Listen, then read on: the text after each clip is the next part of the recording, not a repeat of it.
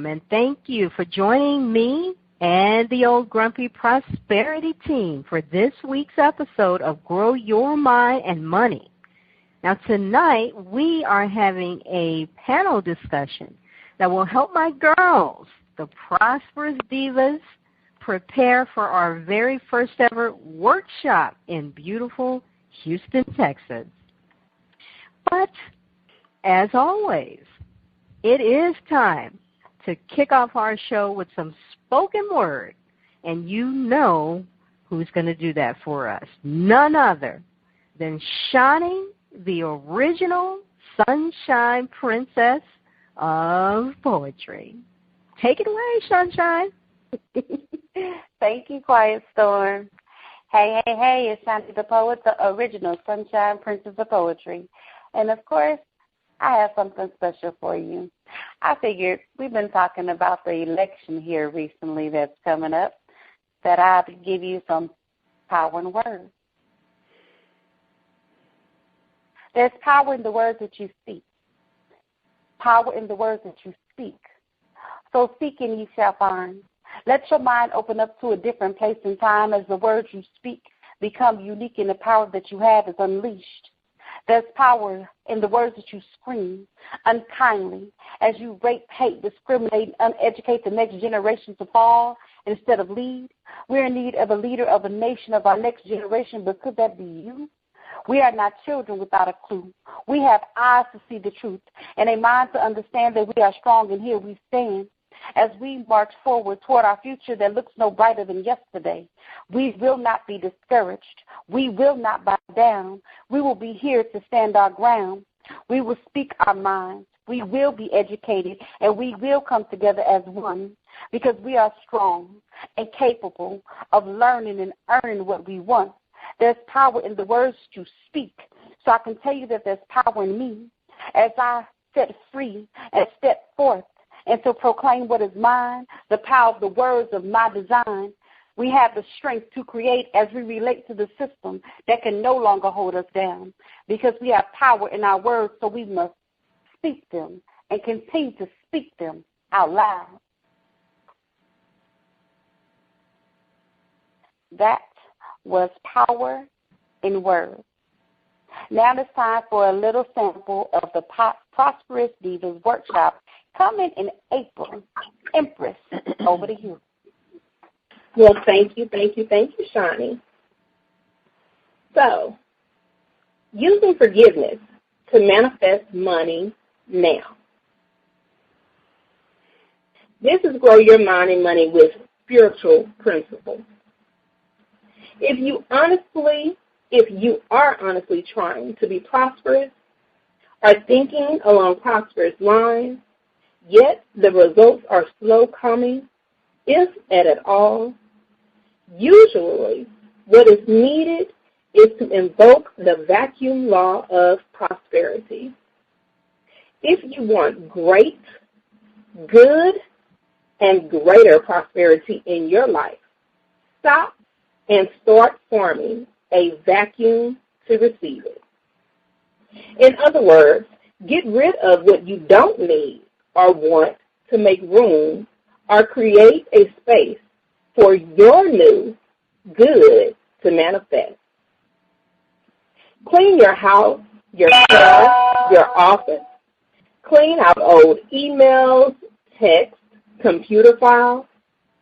If there are clothes in the closet or furniture in your home or office that no longer seems right for you, if there are people among your acquaintances and friends that no longer seem congenial, begin moving the tangibles and intangibles out of your life in the faith that you can have what you really want and desire. Often it is difficult to know what you want until you get rid of what you don't want. The most important part is cleansing your mind for prosperity. The access of cleansing your mind is forgiveness. Yeah, that's that word, forgiveness. Most folks are afraid of the word forgive, thinking it means they must do something unpleasant and dramatic. But the word simply means to give for, to let go of old ideas, feelings, or conditions, and to give something better in their place. Think about it. The giving for process forms a vacuum and makes way for new good to rush in. Okay, listeners, I'm going to have the Prosperity team share a time when their forgiveness impacted their prosperity. While they are sharing, I want you to do the following. I need you to get out some pens, pencils, crayons, whatever, and some paper, even do a vision board. I want you to make a list of these particular categories. Now, if I'm talking too fast, I want you to go back and review this audio, video feed again, and then make sure you complete the task. So the categories are business / work. The next category is self. Then we have, of course, family. After family, let's enter relationships. Last but of course not least, romance. And please categorize it and list it in whatever way you deem is most important to you. Now, under each category, this is the assignment. I need you to write a list. In this list, under each category, you're going to indicate people I am out of harmony with, semicolon. Make your list. Feel badly toward or have concerns with, whether it's people, places, things, items, semicolon. Make a list. Accused of any injustice, people, experiences, situations. Each category, you're going to make a list. Discussed anyone unkindly. Yeah, we've all done this. I'm guilty today. Semicolon, make a list. Criticize or gossip. Semicolon, make a list. And lastly, legal entanglement. Semicolon, make your list. And again, it's for each of these individual categories that I listed in the beginning. Business / work, self, family, relationships, and romance. Okay. So while you're doing that, I'm going to the Prosperity team, and I'm going to have them to share a time when their forgiveness impacted their prosperity. So we're going to ask Ronnie B. to step up to the plate and be that volunteer to be the example. Ronnie? Okay, well, I'll start the sharing, and the time that comes to mind, I had a business partner, and the business partner happened to be at the time was dating my sister. Now I had known him. They had been dating for a while, and we went and opened up a video store. Now, we opened up a video store in probably kind of like a rough area, but, the south side of Chicago, not the whole south side, but this little part, it had kind of a rough pocket, and we were in that pocket. Well, we had a couple of break-ins. And then there was a break-in the night before Thanksgiving. And my partner walked out on me. And I was like, man, we done put all our money into it. We done this. The place is trashed. But the thing that hurt the most was that he walked out on me and just left me there. And I didn't know what to do. And I was there. I was on the pity pot. And I was like ready to throw it in. And I was so focused on that, hey man, you going to just leave me with this? And, just bye, I'm through with it. And I was hurt because, one, he was not only dating, he was my friend. And as I'm looking over everything and I'm upset with him, there was this moment where I just said, I got to just let it go. Just let it go. And the moment I let it go, the moment I just said that, because I'm in the shop and it's trash, they done, stolen the videos, trashed the place, busted the front, and I ain't got no money. I can't even fix the place, because now, it's just all open. So I'm sitting there and I'm like, I said, I'm really pissed. And I said, man, let it go. Hey, the man, I looked at I said, look, he stuck it out. Can I really blame anybody for wanting to be, we done dealt with this. We barely making $10 a night, and I don't mean in profit. I mean in rentals. And, but the moment I let it go, I said, let me just let it go, I started looking around. And I said, maybe get a broom. I started sweeping up the place. And then I kind of looked and I said, well, hey, they threw stuff around, but it wasn't like they threw paint or something around the place. And I was like, well, now I ain't got any money to, to get the door fixed. And then I remembered I had a friend who was a locksmith. I called him up and he said, man, I'll be right there to fix your door. They are not going to get in.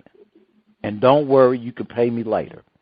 Then I looked up and I said, well, you know what? The videos, because they had stole all the videos, but what was in the trunk of my car? Earlier that day, I had went out and got new videos.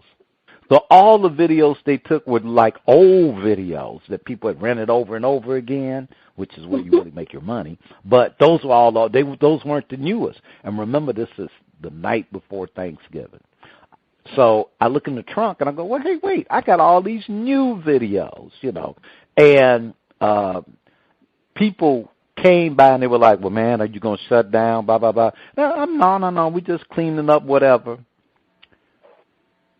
Cleaned up the place. My buddy came by, fixed the window, fixed the door, he was like, man, they're going to need a tank to come in this place when I get through with it. Cleaned it up.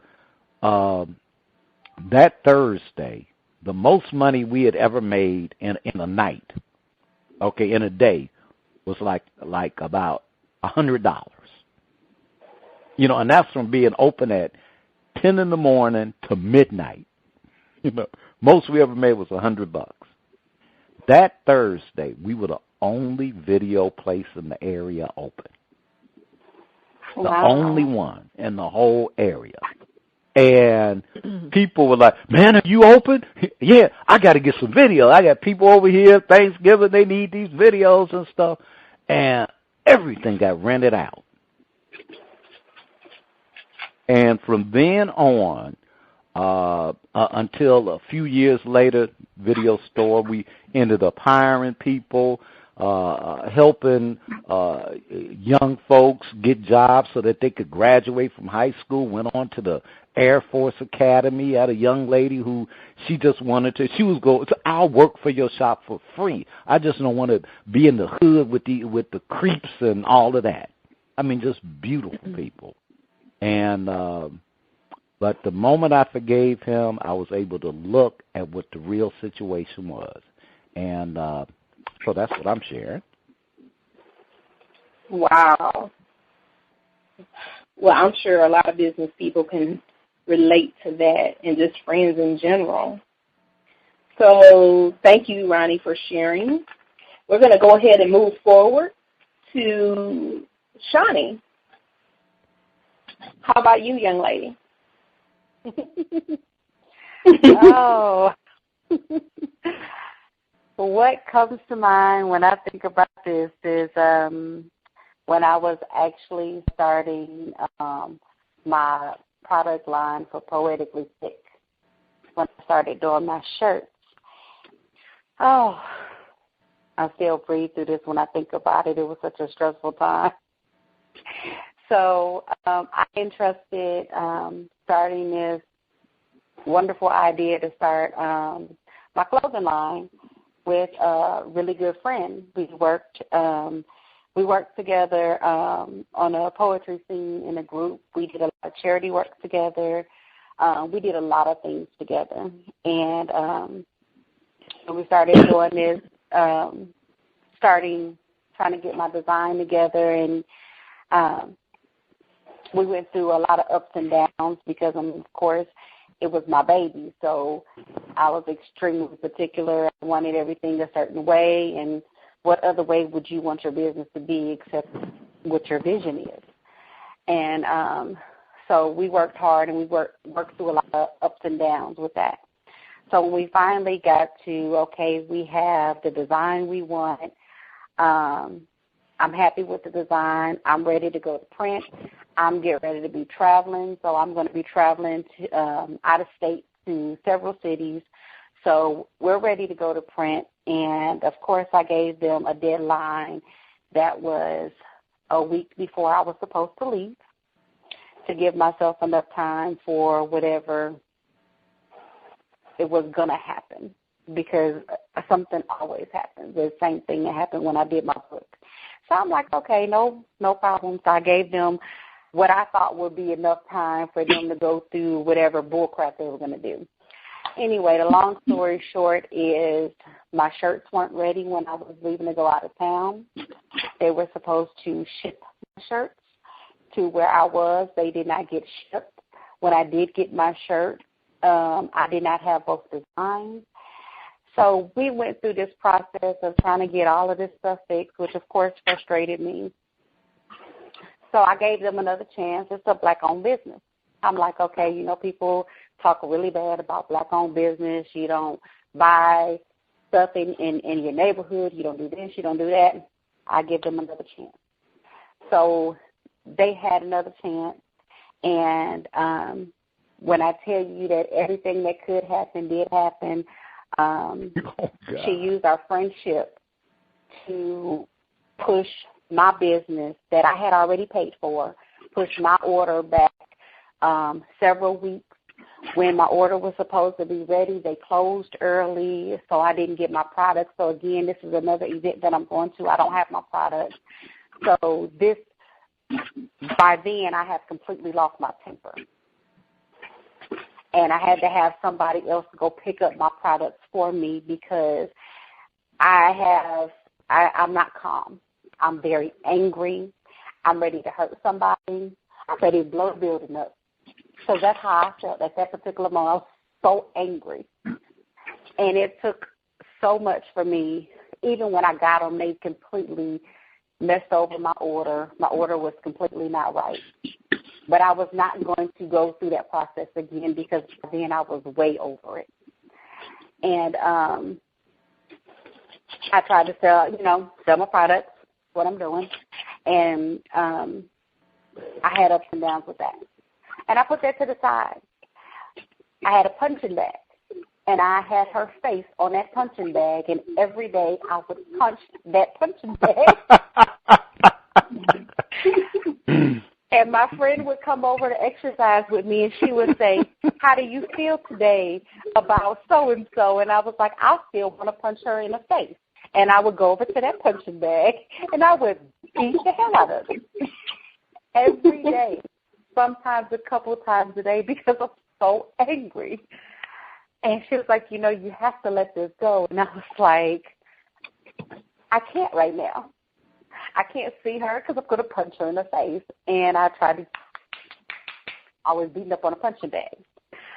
So one day I took a deep breath, and I was like, you're blocking your blessing because you're holding on to that, and you're being angry, and it's not helping you. So at that particular point, I put my shirt line to the side, and I did something that was very hard for me to do. I called her, and I told her that I forgave her. I said, I forgive you. I told her why. I told her why I felt that way. And it was not so much of me forgiving her, but forgiving myself along with that, because I was blocking my blessings because I was harboring those feelings. So once I did that, I actually was painting more and not focused on my shirt line. And I actually got my first art showing in front of 500 people. And it was amazing. And I sold paintings, and I got to meet some really nice people that I, would not have been able to meet had I not did that. Because when I walked into that art exhibit, I had no idea that I was the only artist there. Oh. So the event was called Seeds of Gratitude. How ironic is that? So that's my story. Okay, well, thank you so much for sharing, Shani. And, woo, people, I know you can feel where I'm coming from, and I know that you can feel the love and understand the importance of forgiveness. And if you can't, just try it out for yourself. So we're going to go to Quiet Storm, and we're going to leave Miss Cookie for next. So Quiet Storm, why don't you share with us your moment? Okay, Nakia. Actually, from the moment just before graduating high school, there were two things that I just knew I wanted to do. Number one, I wanted to be a lawyer. Number two, I wanted to do something in finance. Now, by the time I was 19 and, out of high school and all that, on to Roosevelt University, I had seen a couple of documentaries about lawyers. So I was left with the impression that they were pretty much corrupt. So in my little 19-year-old imagination, I said, well, I'm not really interested in that anymore, because I don't want to be working for these big corporations and they're having me defending their products and they're hurting people. So I just left that. That was just gone. But the financial thing had always been there. Even when I was a sophomore in high school, I was ordering financial books, reading all. Nobody told me to do this. It had nothing to do with school. It didn't have anything to do with any projects I was working on. It was just a personal interest. I would be in the paper. I taught myself how to, follow the stock market, all of that. It was just a natural interest that I had. And when I learned that the Chicago Board of Trade was someplace that I could possibly go and start that as a career, I really became interested in that. To the point where almost anybody I talked to, starting with my relatives, told them, I really want to work down at this Board of Trade. This is what they do. They trade commodities. And, this is great. Let me show you in the paper, the pricing and all of that. And in conversations with people, I noticed that people know people. So I would be referred to different people. One person in particular was a cousin of mine. And this cousin said, well, I don't know anybody, in finance, but, you do need your first job. So she hooked me up, so to speak, with a job working as a secretary for the U.S. Army Corps of Engineers. That was my first job. And, I was training under this lady that was already there. And I had been there for maybe about 3 or 4 months. And on a lunch break with this lady, I'm telling her about, wanting to work down at the Board of Trade, what they do. And she just laughed out loud. Oh, girl, you're not going to do that. She just told me just like that. That's not going to happen. My younger brother, he had a silly little idea like that. He wanted to so badly to be an Andy Frame usher. Now, at 19, this is like 1988. I didn't know, I'd never heard of any Andy Frame or anything like that. I was just pissed that she would dare laugh at me. So I'm listening to what she's saying as we're walking back to the office. She's like, oh, he wanted to do this and that. It didn't happen. And, you really have to know someone to get down there and, don't worry about all that stuff, And I'm like, I was pissed beyond compare, but I still had to go back to work. So I actually had to file some files. And after lunch, I started filing the files. Well, out of spite, I mixed up all those damn files. Mixed them all up intentionally. And just went back, sat down like nothing happened. So she found it, she got upset and, she's telling me, well, and shortly after that, I quit.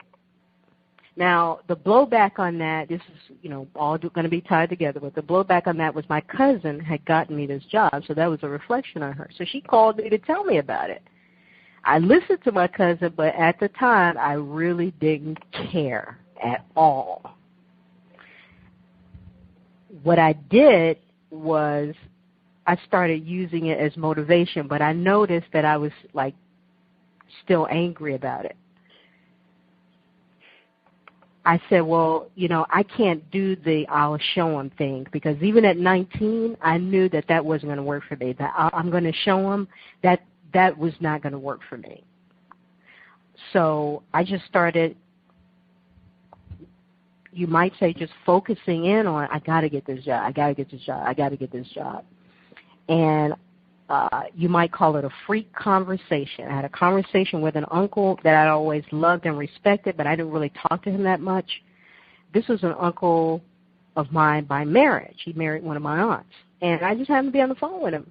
And I was telling him, Uncle, I can't seem to get down to the Board of Trade. I mean, I know there are a lot of companies down there. And he's like, well, I had just met with I had just met with another person that somebody else told me to meet with who worked down at the Mercantile Exchange. This is another trading exchange in Chicago that's just up the street from the Chicago Board of Trade.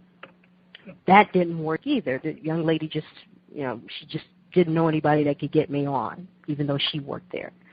And I was telling him this, and, he could hear my frustration. He's like, well, I'm not sure if this is going to work, but what I want you to do is 2 days from that conversation, such and such day, I want you to go to this address. It happened to be a personnel company that happened to be inside the Board of Trade. I didn't even know they were there. So I went there, took the little test, fill out the application, and lo and behold, no sooner than I got finished with that application, there was a position open at this company, Rodman and Renshaw. Went, applied for it. The interesting thing is the guy, they made the phone call on my behalf while I was in the office, and the guy, Ted Golobiowski, he said, hey, if she's there, why don't you have her walk down the street? Now, this is on a street called LaSalle in Chicago, which is the financial street. You know, New York has Wall Street, we have LaSalle Street. And the street forms like a canyon when you look down the street. At the very end of the street is the Board of Trade.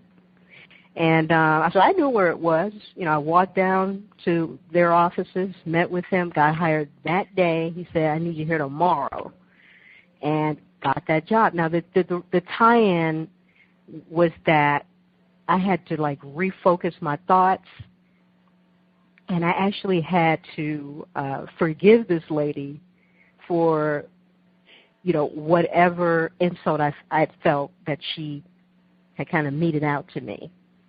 And what it did was it refocused my thoughts to the point where I was even dreaming about the color smock or jacket, because they wore jackets down there, different colors, that I was going to wear, that I saw myself in this dream, so I knew it was going to happen.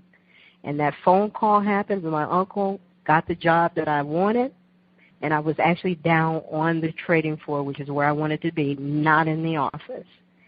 And I tied that, I always knew that tied back to me letting go of the anger that I had with that lady, that she actually helped me, and I hadn't realized it. I hadn't realized it. But it was pretty big for me at that time because, you know, I'd done a lot of different things. I couldn't seem to get down there, and it was just the kind of letting go of that, or anybody who kind of reminded me of that, and just, hey, you know, this is up to you, kid. You can let it go, or you could pretend like, you know, this is some big, you know, boogie bear that's going to stop you, or you can just keep going for it. And that's what I did, and it worked out. Wow. Well, thank you for sharing that, Quiet Storm. Thank you. Miss Cookie, we're going to go ahead and move forward. I know that you're straining right now, so we don't want you to overwhelm yourself. However, we really, really want to hear what you have to say because you bring so much wisdom to the group. You have, with your young self, so much experience, and I know that there are probably a billion things that you have been able to move forward from as a result of your continuous forgiveness. So if you can share with us your moment, we would like to hear what you have to say. Well, my moment, I'm going to take you all back, way, way back. It's when I was graduating from high school, and I graduated in where I'm living now, Monticello, and we had, it was like 60-some kids in my class. And for graduation, they had this thing called everybody, they would predict what everybody was going to do with their lives. And they had everybody else going to college and doing whatever. And when they got to me, they could only see me going to Florida and having kids. Wow. So that really upset me. And I said that, okay, I would, it motivated me to do better than to go to Florida. I have nothing against being a mother with kids in Florida, but I thought I was well equipped to do something else with my life. And so I left Arkansas and I went to Omaha, Nebraska, and I got this job as an elevator operator, which took me up and down all day. But I met this German lady, and she was telling me how not to get wrinkles in my face, and she said, don't put a lot of water on your face. Get some kind of cream to clean it with because the water will make it wrinkle. And so I left there, and then I went to one of those drive-ins like a Sonic, and I worked there for a while, and I left and went to Chicago, Illinois. And I got a job at Spiegel's, and that wasn't what I wanted. And then I met this man at the, was at the newsstand, and he told me that that I was a beautiful young lady. And I used to, because I was so thin, I would wear my clothes so they would, be loose on me, because I didn't want anybody to see how thin I was. And he told me to stop doing that, to wear my clothes so I would be able to, to change my appearance altogether. And that started me to feel better about myself. And I always kept in the back of my mind that I could do better than what they thought I was going to be. Then I met and married my husband, and we had 2 kids, and I decided that I was going to go to school and get my degree, and that's what I did. I took a 12-month course, and I completed that, and I got my BA. And when I came back home, all of those people that were supposed to go to college and get their degrees and things, they had did nothing with their lives. And, who, and I didn't even recognize them because they had let themselves go so badly. And so I continued to get job after job after job, that each job I got, it elevated me higher. And it gave me more confidence in myself, that I had confidence in God, that I could do anything with God. And that is how I survive in this world. Whatever I put my mind to, whatever somebody else think that I can't, I can. And anyone else believe in you, not what you cannot do, is something that you should always believe that you can do, because you only need God to keep going, So over half of those persons who are still living does not have any type of college degree, and I have my master's. So I think I did pretty well for a person that's supposed to be a housewife in Florida and a husband. That's all they could see me doing. So that gave me great confidence to know that once I put my mind to doing something, that I should not let anybody box me in and tell me what I could and what I could not do. Wow. See, that's that wisdom. Thank you, Miss Cookie. Okay. Well, as for myself, team, I'm going to bring it forward, sort of, kind of, but reflecting over the past 10 years.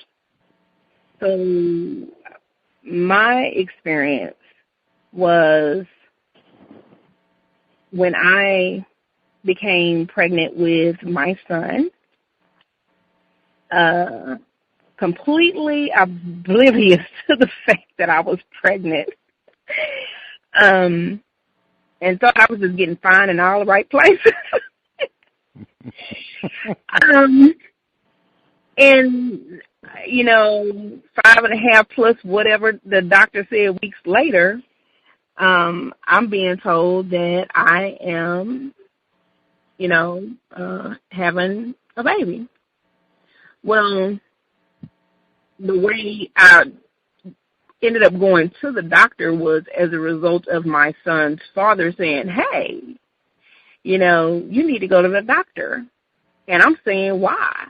He calls me at my job, and he says, you might be pregnant. I'm like, well, ain't no way. So while I'm at work, I have him on my cell phone, and I call my doctor's office on my office phones, have both phones up to the ear, and I'm saying, hey, I need a doctor's appointment because my boyfriend, is saying that I need to go get a pregnancy test. So, I need to schedule an appointment. April 27th came, and,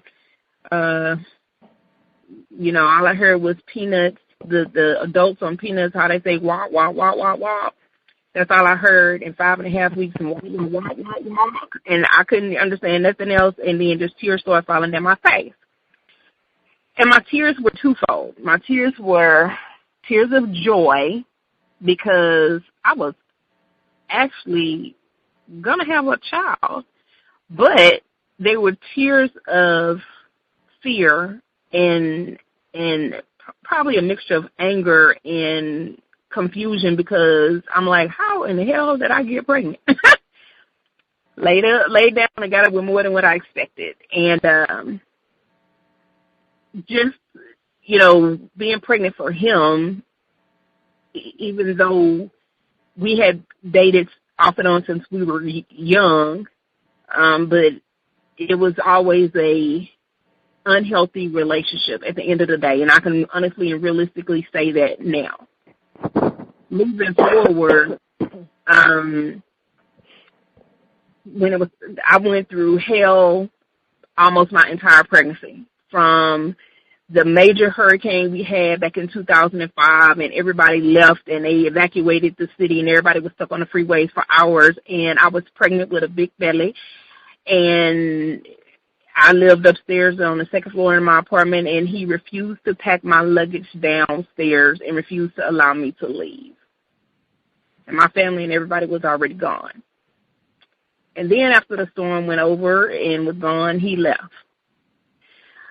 Well, in May is Memorial Day weekend, and he proceeds to assault me and choke me when he says, where am I going for Memorial Day? And I said, I'm going to go spend time with my family. And up in the air I go while I'm in the shower, pregnant with our child. And I began fighting him because I don't know what is going on. And I'm in fear of my life. And then I suddenly just felt a peace come over me and God saying, be still. And I got still. And I stopped swinging. And when I looked in his eyes, I knew that I never knew him ever. He was a stranger. And I was finally let down, and I felt like I was losing consciousness. I was finally let down, and then when I got out of the restroom and out of the shower, I remember going to him and saying, God has my vengeance.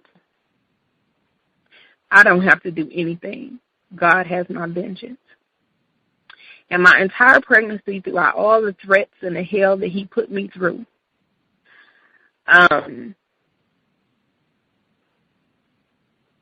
he had so many misfortunes come across his path that it's like he just couldn't get it and wouldn't get it. And when it was time for me to have our son, I had him, and it was time for me to go home, and he says, now, either we're going to raise him together, or you can raise him on your own, and you provide and do everything on your own. But I want to answer right now. And I looked, it was just like, did he honestly just give me an ultimatum? And he was very serious. And I said, well, can I have some time to think about it? And he was like, no, I want to know right now. Either we're going to raise them together, and we're going to stay together and be together, or you're going to raise them on your own. And I said, oh, okay. Okay. All right. That's fine. So he said, you can have somebody come pick you up. And he had my car. So I was like, okay, all right, that's fine. Yeah, that's cool. We'll do that. So when I got home to my mom's at the time, I was like, okay, I done made it to the house, got my car. It's time for him to roll out. He changed our son's diaper. His first blessing was he peed in his daddy's face. And I was like, go, baby, go. So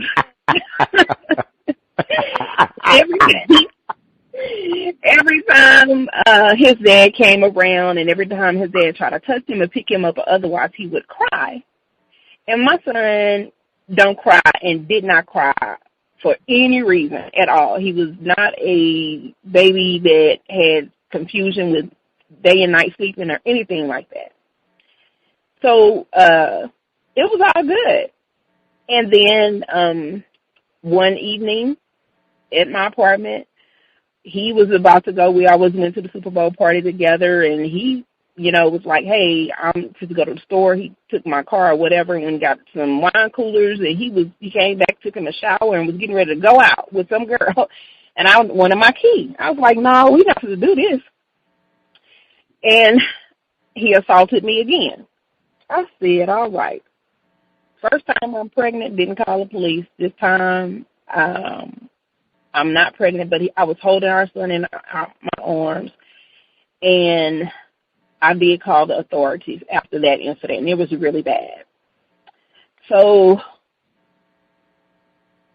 I was like, thank you for helping me make my decision. I had renewed my lease, and I was like, I'm done. I told those people I'm not going to renew my lease after all. I packed all my stuff, put it in storage, and before he knew it, I was gone. He didn't know where I went. Moving forward, I assaulted again. Last time got assaulted was a couple of years ago, and my son witnessed it as an older child, and at his family member's house at a graduation party for his cousin, and mommy trying to be mommy, trying to make sure Kamani knows his dad and knows his dad's side of the family, and, me thinking I'm doing the right thing by trying to put forth all the due diligence to help them have a bond and a relationship, only to come to realize that that was not my place. And I got my behind whipped in front of these people, and I'm having a fight, and my child is involved, and he gets thrown out the house and to the side and all that kind of stuff. And, he's affected, and now he's permanently affected. And every time his dad gets ill, sick, he has a problem or anything, he called me, even after all of this. And one day, just last year, he still has different health issues, but he went into the hospital, had hit his head, and have major issues. And I told him, you know what? He could barely talk, so it was like texting or whatever. And I said, okay. He was like, I can't do this anymore. I just want to give up, just in this place. And I told him, I said, you know what? I felt a peace that came over me that I have not felt ever in my life. And I told him that I forgave him. And I forgave him for everything, known and unknown. For me finding out, him telling me that he intentionally got me pregnant and all this other stuff. It's some crazy stuff. And for the abuse, for everything, I forgave him. And that peace allowed me to move forward in my life and do things that I have not thought that I could do. That peace gave me the opportunity to not intervene and not try to be super mom, but be the mom my son needed me to be, and be present and be aware and stop putting my feet in places that they were never destined to be planted. But to have faith in where God wants me to go and what God has for me to do. And trusting God wholeheartedly, because even when my son was in my womb and before I knew, and once I knew and before I had my ultrasound, God had already told me that I was having my son, which is what I've always wanted, just a boy. And he told me in Walking the Labyrinth at a church retreat one evening, he said to just trust in him. He would tend to my son's father, raise him according to the way that he will have me to raise him, and he will take care of the rest. No matter what challenges and struggles and what perceptions are perceived and given and received by others, trust in God and God alone, and allow Jesus to guide my footsteps, and know that he will cover all areas of our life. Even when we are in despair and don't feel like we can turn to him and don't feel like there's a resolution, God is the source, the end-all, be-all. And today I am free. I am free of his father. He blocked. I don't have to talk to him. He has our son's number if he need to reach him. Their relationship is what their relationship is. I don't interfere and I don't intervene. I'm not that type of person. But I'm at peace with myself enough to know that I'm raising my son and I'm raising him alone as a real single parent. If he chooses to be involved, that's between him and the Lord. And if he doesn't, I feel the same way. So my freedom and my forgiveness has resulted from me being able to release that pain and that pressure and just let go of all of the false hopes and perceptions, and knowing that if I stay single for the rest of my life, I know that I'm a good person and I have the ability to achieve whatever God allows me to achieve according to his will and his way. And I will trust in him no matter what. So I want to thank everyone for sharing. I think each of us had the opportunity to give a perspective of forgiveness that many people can relate to. For whatever reason, those particular moments resonated in your spirits enough to allow you to speak on them, allowed others to see us not only as members of the Prosperity team, but as human beings and people with feelings and experiences and challenges and fights and uphill battles, but also success. Because throughout our failures, we were able to be successful and achieve the unthinkable in many ways. And we were able to push forward, and we are still standing. And our faith is strong. So I hope that each of you have taken the opportunity. If you were in our workshop. Right. To list your categories and complete your steps. If you were in our workshop, we would ask each of you to share your list with a partner. So find someone who is committed to your prosperity and share your list and say this affirmation at the end. All that has offended me, I forgive. Within and without fault, I forgive. Things past, things present, things future, I forgive. I forgive everything and everybody who could possibly need forgiveness of the past or present. I forgive positively everyone. I am free, and they are free too. All things are cleared up between us now and forever. Prosperity team, what do you see is available for you? Are people from doing the exercise? Okay, well, I'm going to say, just so that everyone can keep it simple, how about just a couple of words? And I'm going to say what people will find available from doing the exercise is a new space to give themselves a break.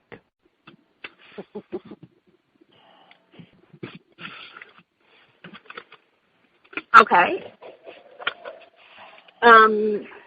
Miss Cookie, a few words. I would say I'm going to agree with Ron. My voice is going fast. Okay. Son, my love.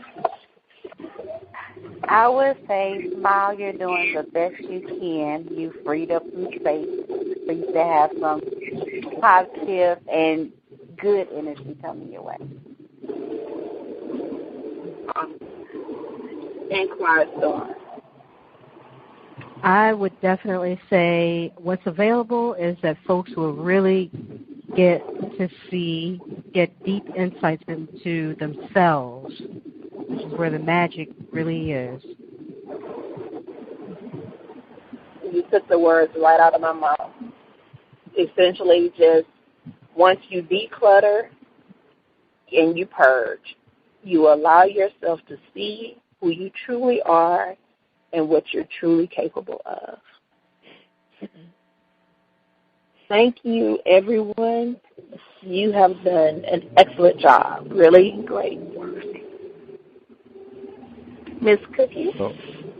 Well, since Miss Cookie is having a little bit of a throat issue this evening, and we don't want to tax that throat, Shani, would you mind filling in for Miss Cookie and giving a little prosperous spirit?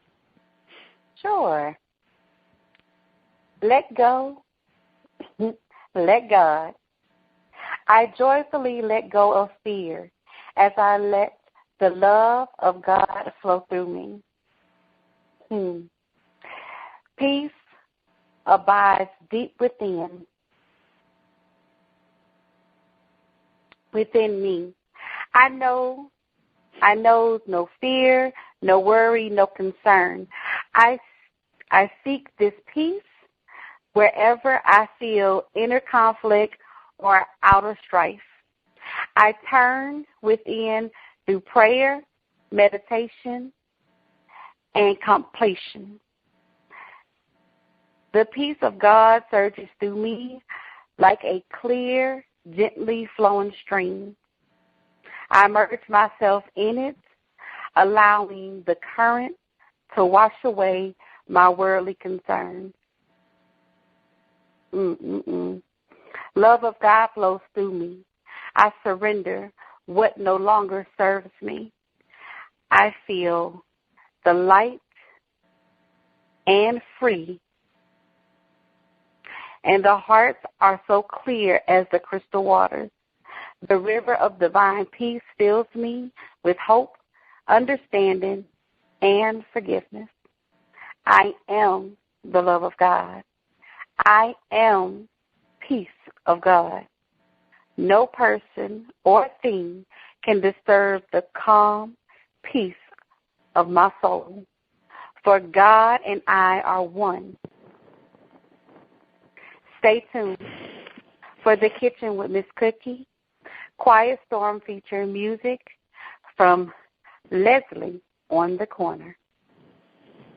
Beyond satisfaction. It's great to be satisfied with what you've done. Be careful that your satisfaction doesn't turn into complacency. Satisfaction with what you've done builds confidence in what you can do, yet that confidence will do you no good unless it is put to use. See your satisfaction as a challenge and an opportunity rather than as a refuge. When you're satisfied with what you've done, let it inspire you to do even more. When you've created a valuable result, you've also established some powerful momentum. What a shame it would be to waste that momentum. Seize the opportunity to exceed yourself, to build on what you've already accomplished. Extend the great feelings of satisfaction by going above and beyond the effort that originally brought that satisfaction. Enjoy your satisfaction after a job well done. Then quickly challenge yourself to create a whole lot more. Welcome back. We give it all to you on Grow Your Mind and Money. And, baby, you better believe that we do it all with love. So something smells great. It's got to be the dish that Miss Cookie is whipping up in that kitchen. Miss Cookie, what you got going on over there? Thank you, Sonny, and welcome to the kitchen. We have a great recipe to feed those hearty appetites that have been working diligently on growing their minds and money. Tonight, I have a quickie for you. It's chili onion rings, and it is delicious. You will need 3 number 10, 15 onions, 4 cups of buttermilk, 2 cups of all-purpose flour, 2 teaspoons of salt, 2 teaspoons of chili powder, homemade or Gebhardt's, peanut oil for deep frying. Here comes your preparation. Cut the onion into 1/4 inch slices.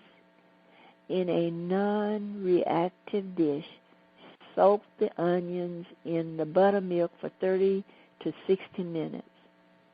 In a brown paper bag, remember the brown paper bag, combine the flour, salt, and chili pepper. Drain the onions and dredge them in the seasoned flour. Put at least 4 inches of oil into a deep, heavy saucepan. Heat the oil to 375 degrees.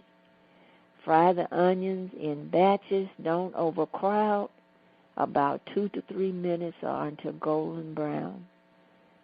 Drain the onions on paper towels and sprinkle with salt. Serve immediately. Eat and enjoy. Now, it is time for the corner with Quiet Storm. Let's give her a smooch and a rose. Thank you so much, Miss Cookie, for that scrumptious treat. Okay, and good well, night. Good night. Oh, and Miss Cookie's leaving us. And Miss Cookie, thank you for staying as long as the voice held out. Bless you. We love you. I love you too. Well, tonight we are featuring music from Leslie out of South Haven, Michigan with her album 1111. Now you know what's coming up next. We usually go to our panel, we go right to our team to ask them to vote whether the tracks we play should get a smooch and a rose, or if they really, really do need more fertilizer. The name of the first track from Miss Leslie is I'm Found.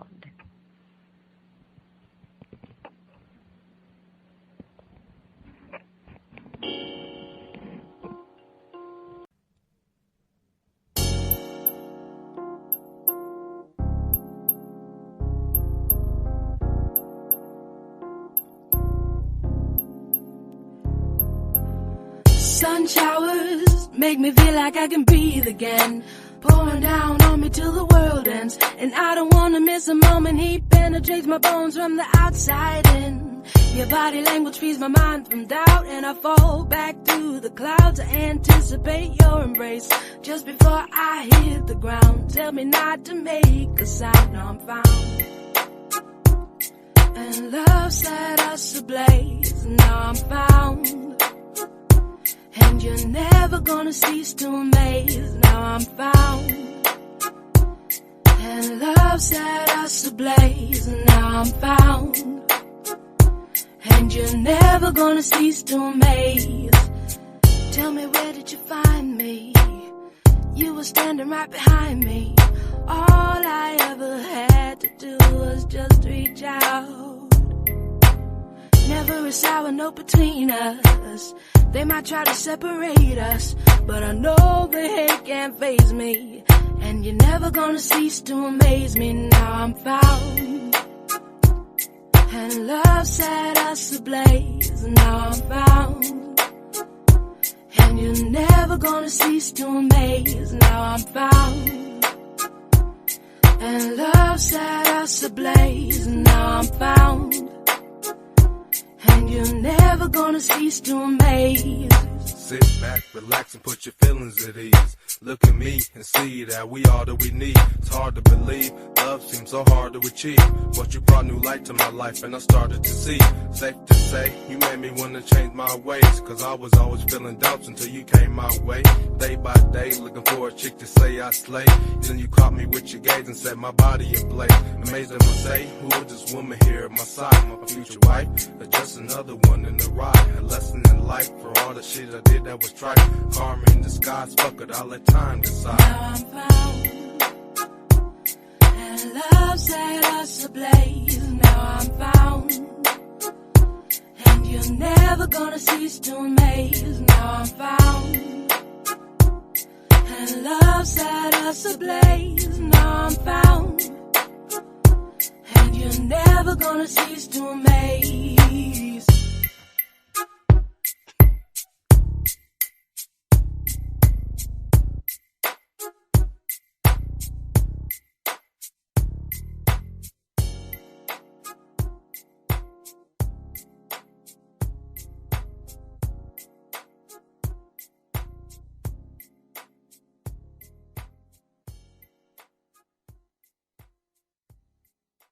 I'm Found from Leslie's 1111 album. And we are going to our team to see what they thought about that one. Team, let us start with Shani. I actually like that, and I'm going to give that Smooches and Roses. All right. Smooches and Roses right off the bat. And, well, Shani, you tell us a little bit about what you liked about it. I like the beat, and I like the fact that she was found.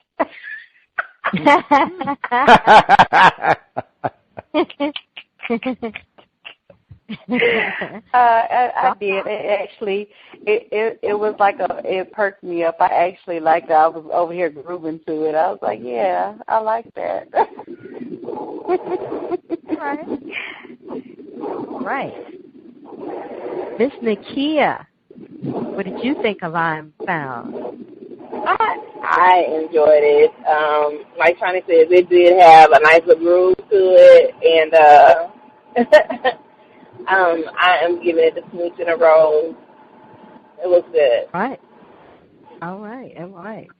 Smooches and Rose. We are on a roll and a positive one. Ronnie B. I liked it in a way. It seemed like it was like like the track was kind of short, but I'm actually looking at the time. I know it wasn't, so maybe that just meant that she made me want more. So I'm gonna give it a Smooch and a Rose. Hey. All right. Well, ladies and gents, you have heard it from the team and the cherry on the top, so to speak. I did like this, too. I felt she could have done a little bit more with it musically, but I still like the sentiments where she was coming from. And she's going to get Smooches and Roses from me as well. Wrap it up. Yes, that was a good one, Leslie. Now, we do have the second track from her. It's called All of You. Let's check it out.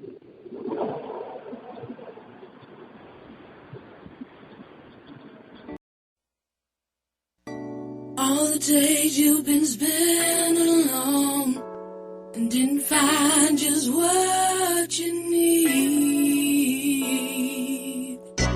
All your worries will come to pass, and you can take your time to breathe, yeah.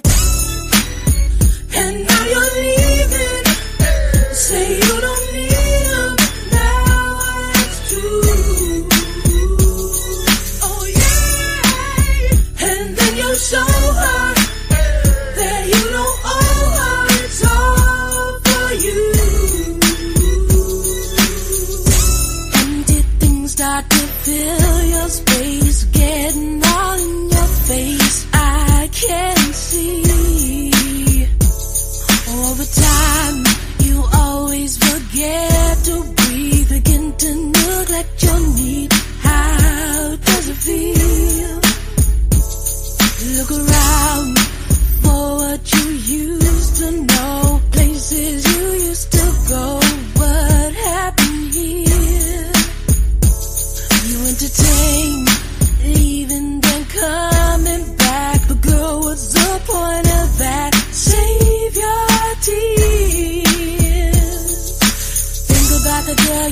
to be?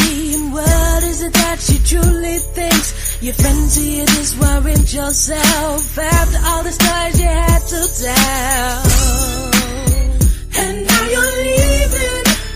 Say you don't need them. Now it's true. Oh yeah. And then you'll show her that you don't owe her. It's all for you. Give it time. Get back to your own device. You're not sure how you'll survive. Now begin to escape into your past mistakes. Your mind is heavy with shame. Who's to blame? Get along, answer to no one else. Grow into your stronger self. They can tell. Can't deny, can't hold back, you can't forget. Now you can move ahead. Live your life. And now you're leaving. Say you don't need them. Now it's true. Oh yeah. And then you'll show her that you don't owe her. It's all for you. Here comes the light to illuminate your path. All you ever need is where you're at. Appreciate where it is you've been and let it remind you of the times when all the days that you spent alone and didn't find just what you need. All your worries will come to pass, and you can close the door and leave.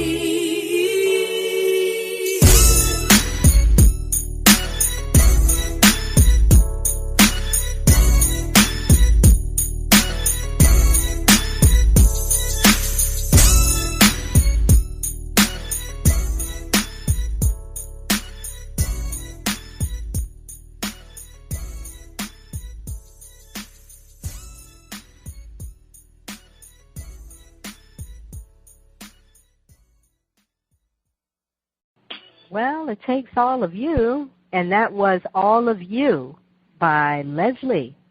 And we are really going to find out what our panel thought about this second one. Let's start with Ronnie B. Kind of reminded me of Sherelle. That's interesting. Just a little bit. I'm gonna give it a smooch and a rose petal. Because I like her. I thought the music could have been a little bit better. So that might be production. So I'm gonna have to take off a little bit and just give it a smooch and a petal. Okay. All right. Well, we must accept that. And Lady Nakia.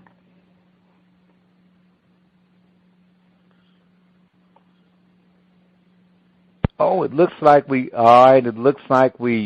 had a little technical glitch, and Miss Nakia's feed is down. So you're going to have to go over to Shani. All right. Well, we'll be back later for Miss Nakia. Miss Shani. Well, I didn't like that one as much as I liked the first one. The first one I really was grooving into. It was okay. It wasn't bad. It just, I don't know. It was something missing for me. So I'm going to go ahead and give it a smooch, and I'm going to keep my rose. Okay. All right. Well, that is fair. That roll, I got a pedal. Shiny pulled back on the roll. I'm just saying. Hey, you definitely are allowed to do so. Do we have Miss Nakia? I am here. I'm here. Sorry about that. No problem. It was, I liked the first track a lot better. This one didn't give you that same feel, that same vibe where you could, like, dance to it or, you know, bump your head to it. So I'm going to have to just give her a smooch on that one. I think she need to revisit that one. It can even, she close to getting a little, a little pot of fertilizer. But I'm for the sake of the fact that I really did like her first song, and I think that she really has potential to keep going and moving forward, I'm going to go ahead and give her that smooch.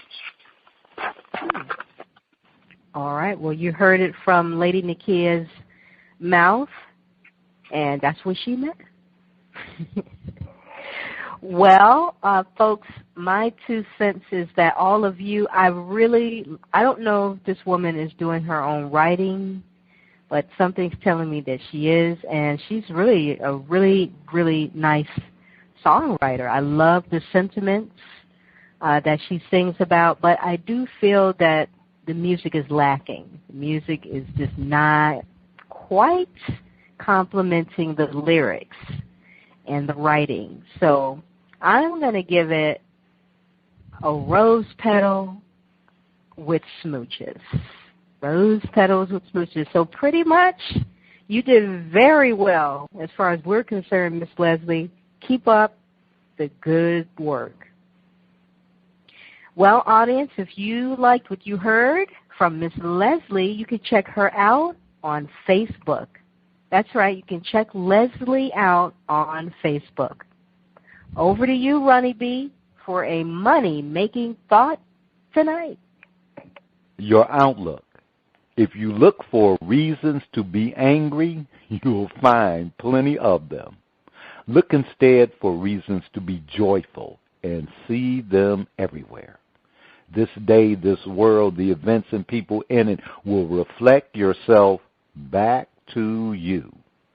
Give joy, love, respect, understanding, creativity, and good cheer, and get back much of the same.